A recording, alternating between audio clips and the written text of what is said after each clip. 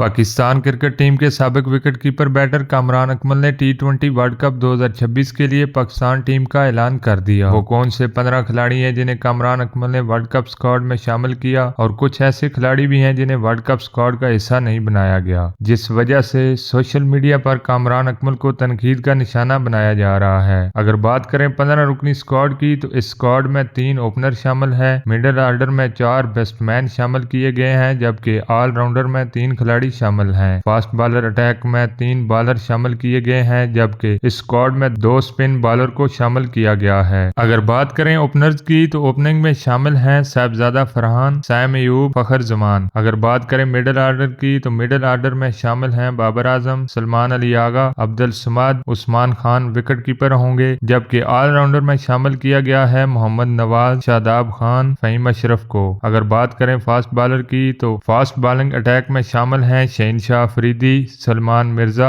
और Haris Rauf. Spin bowling में शामिल किया गया है इब्रार अहमद और उस्मान तारिक को। इस स्क्वाड में ख्वाजा नफी को शामिल नहीं किया गया, जिसकी वजह से सोशल मीडिया पर कामरान अकमल को तनकीद का निशाना बनाया जा रहा है। फैंस का कहना था कि अब्दुल समाद की जगह ख्वाजा नफी को शामिल किया जाए। ऐसा करने से विकेट कीपिंग का ऑप्शन भी बढ़ जाएगा और मिडिल ऑर्डर भी मजबूत होगा। इसके साथ साथ फैंस का यह भी कहना था कि हारिस रऊफ की जगह नसीम शाह को शामिल किया जाए। ये कामरान अकमल की 15 रुकनी टीम थी वर्ल्ड कप के लिए। क्या ये पीसीबी की टीम जैसी होगी और क्या ये टीम वर्ल्ड कप जीत सकेगी, ये कहना कबल इस वक्त होगा। वीडियो आपको कैसी लगी कमेंट्स में जरूर बताएं। वीडियो को लाइक और चैनल को सब्सक्राइब करें ताकि क्रिकेट से जुड़ी हर खबर आपको मिल सके सबसे पहले।